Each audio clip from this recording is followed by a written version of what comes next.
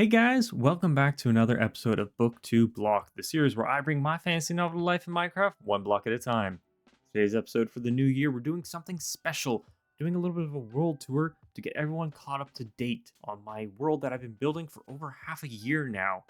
I just wanted to give a little kind of halfway stop on the build that I've been working on and just get anyone who might feel a little intimidated by all the episodes just a nice little halfway point where they can join in if they don't want to watch all the episodes.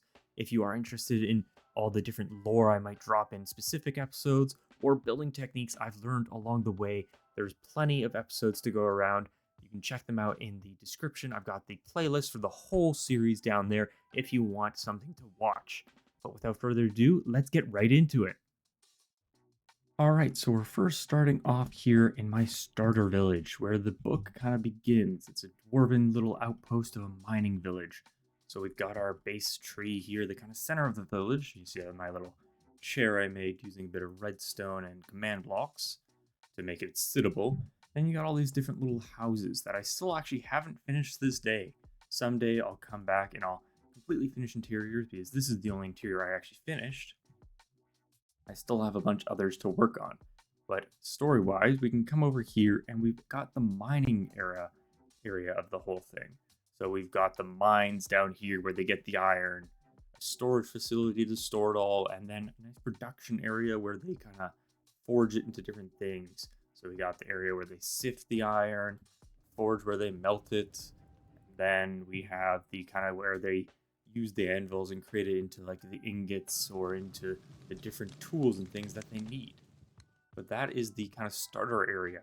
And if we follow along the path here, we can kind of see I've been working on getting the kind of biomes correct. Right now, I still need to do a little bit of work, maybe get a little bit less snow in this path, just so you can see a little bit more of the detail I spent so long designing.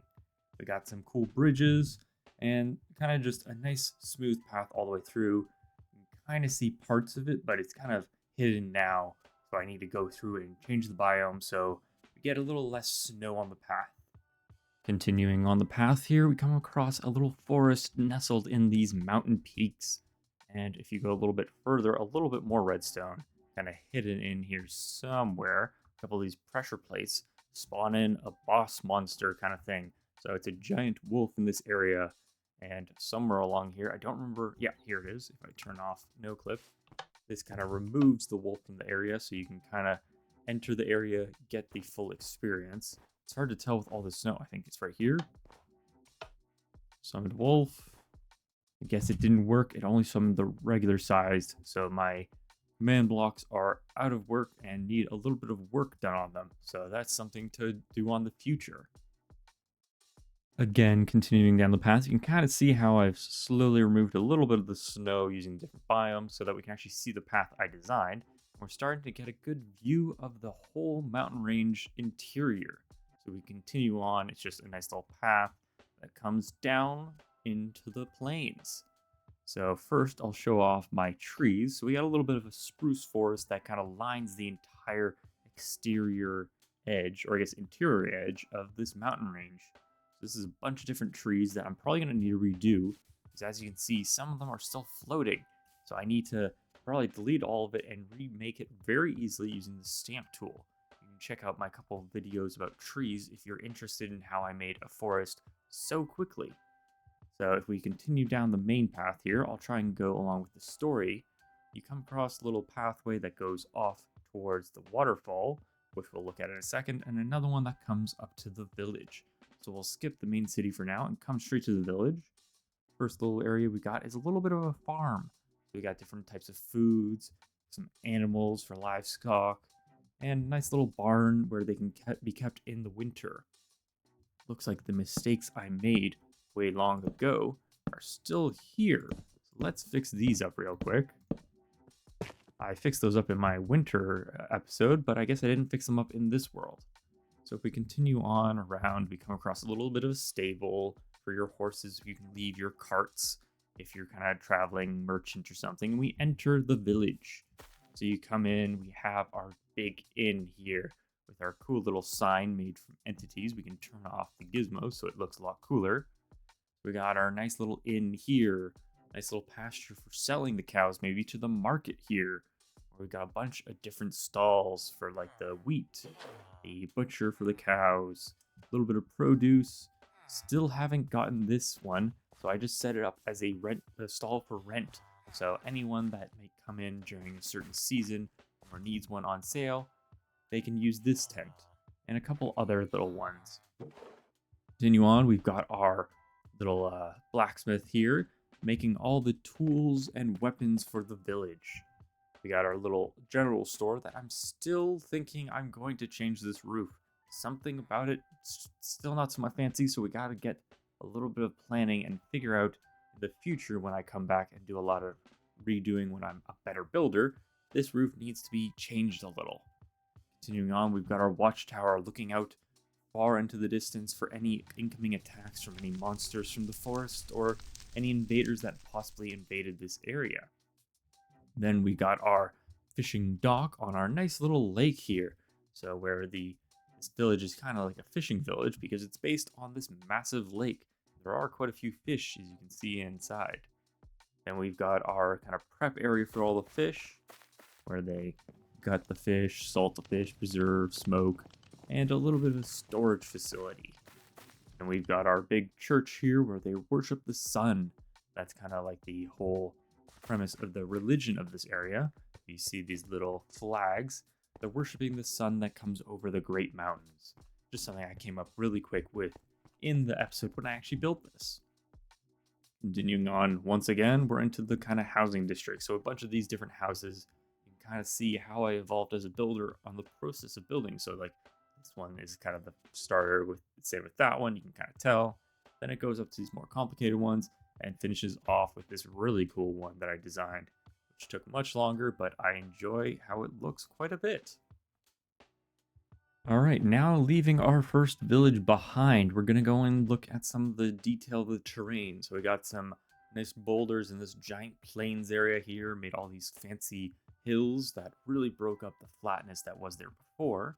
And if you continue along the river that comes from this waterfall. So I designed this cool waterfall using the glass panes. So it looks like a walk, like the rapids and like all the uh, things getting like brushed up and stuff. You can use a little bit of candles as well at the bottom here. This one's a better example because it's the much larger one, but it looks really good from a distance. And since in the story you're never going to really get close to it, it's best viewed from a distance anyways. Beside it, or I guess we can go to the where it's fueled from. We got a nice little lake up top here that I've started to freeze on the outskirts because it's really high up here in the world. I mean, if we talk about the Y level, this is pretty much as high as it gets. So it goes up a little bit further, but this is really high in the world. So you're getting that really high temperature, or not high temperature, low temperature with the atmosphere change of the elevation. So this little lake here, it's kind of hard to see, but there's a lot of detail just under here as well. Check out that video if you're interested in seeing how I designed all of that. But if we come out here, we come to this giant forest here. So I have two different types of trees that I kind of worked on. We got the spruce ones here, and then we have the deciduous, so like oaks and stuff.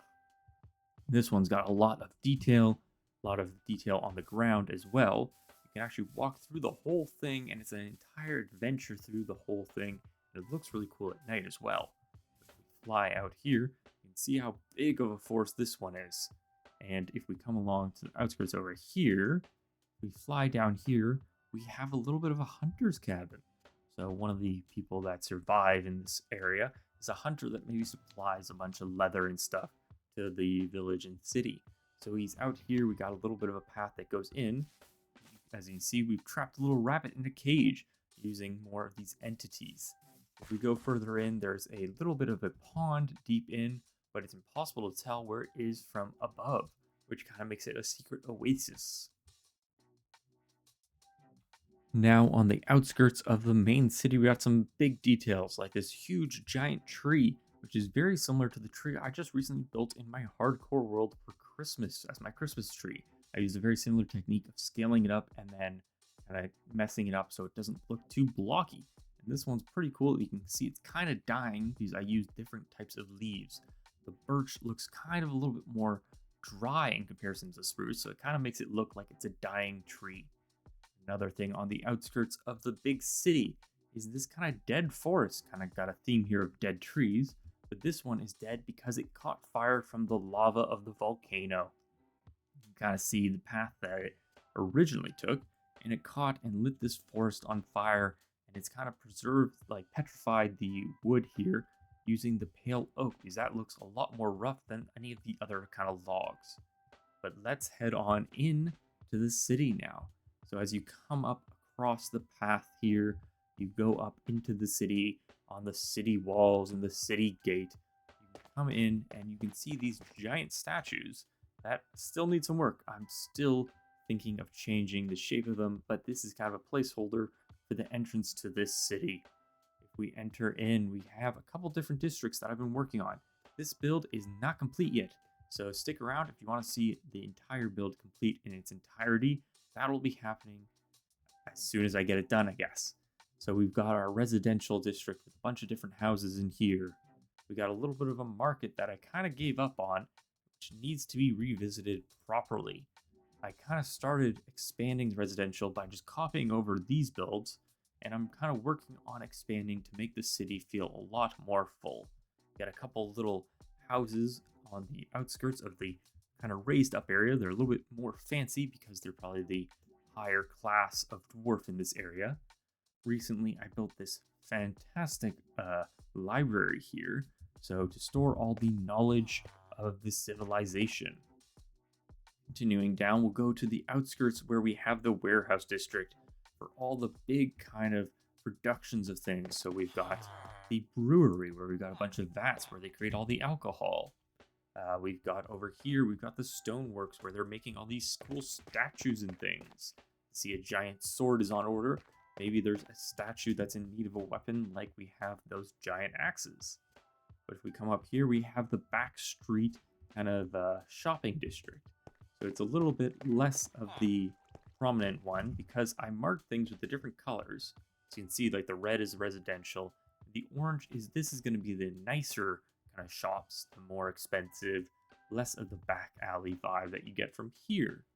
But this is one of the story points that actually gets you moving on in the story. So you got a bunch of different shops. Cool little bit of redstone over here if you use this button here to hide up one of the stores. Got to figure out a way to hide this sign though. It's kind of advertising where he's hiding from. But if we continue on, we have the newly made temple up here. You can see where the city worships instead of in the kind of church down there. So I recently built this, got a really cool bell that I worked on. Not sure why these guys are up here, but they've kind of all corrugated to the top there. All right, and as you can see, there's plenty of space for growth on this volcano city. All this residential in red, commercial in orange. This pink here is going to be a mint and bank type thing. Oh, almost missed the Grand Hall. Let's fly around to the front and take a look from the entrance. So we go in through the Grand Hall where all the feasts are held. Still not sure about the gradient of using the coppers. Feels a little bit too bright for this whole build. Same with the walls. Things might need to be changed a bit there. But as we enter the Grand Hall, we've got all the food is set for a grand feast. Kind of have the high table for the lords or maybe an emissary coming from outside the mountain range and things like that, with a nice little balcony with strong supports going deep into the mountain. And we've got lots of room. And then over here, purple, this is going to be like the forge district, like all the industrial heavier things, opposed to like warehouses like getting some like smaller things ready. This is going to be like the blacksmith and the iron worker and things like that. These are just a couple of test houses that I didn't delete quite yet. They were the original plan for my back street kind of shopping area, but they need to be kind of destroyed and removed because they're not needed anymore. And the yellow was also the kind of warehouses, but I didn't have any ideas for any more, and I built quite a bit in that episode, so that was that. And if we come around to the front here, let's fly a little faster, we have the other gates. So it's very similar to the other ones, just a different design, just playing around with different colors. I really enjoy the kind of deep slate black stone mix. It really looks good together. But it's another kind of like watchtower gate with a little bit of like the hand in your papers because there is the exit to everything. Before we get to the exit tunnel, we're going to follow the lava lake. So we got a little exit here that goes along the little river here. And as we follow it, we go into a hole in the side of the mountain. And this is where a secret shrine is held. So if we come down here, you learn, story I guess, that there's no way across. There's no way you can jump that, and it's lava all the way down there. But we need to get across because we've been told this is the way to go. So these are some shards, the amethyst crystals. But if we grab the shard instead, we'll need at least 2 of them. And if I remember correctly, I think it's in here.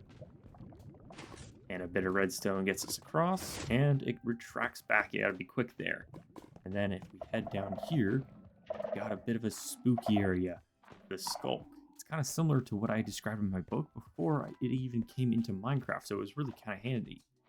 And then we kind of see there's a couple eyes looking at us, but don't fall down because it's danger and death down there.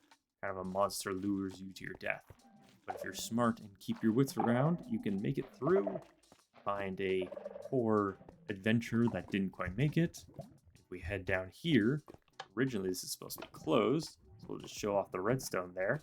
Comes to this area, and it's like just a wall. There's nothing here. You feel kind of lost. But if you say the right words, it opens up this to a secret shrine deep in the mountains of old. So this area is still in the pristine kind of stage of it. Eventually, I'm going to destroy it up and bring it to what the book kind of says it is as the main character enters. So there's a couple different wings. These walls are a little bit smooth, so I might end up adding a bit more detail to them. We got a nice cool golem here. We got all these weapons from a time of old of the blacksmiths, like old dwarves, so not the dwarves of today. And then if we sneak this door open, we got a cool flush door here. I love using redstone in my builds. This area is a little bit dark, so just hold on a second. And we come into here, and we run into a big monster that is a kind of big first, well, I guess second boss if you count the wolf. Let's just move him out of the way there. You gotta make sure to jump over that, otherwise I'll spot him again. So let's head back up.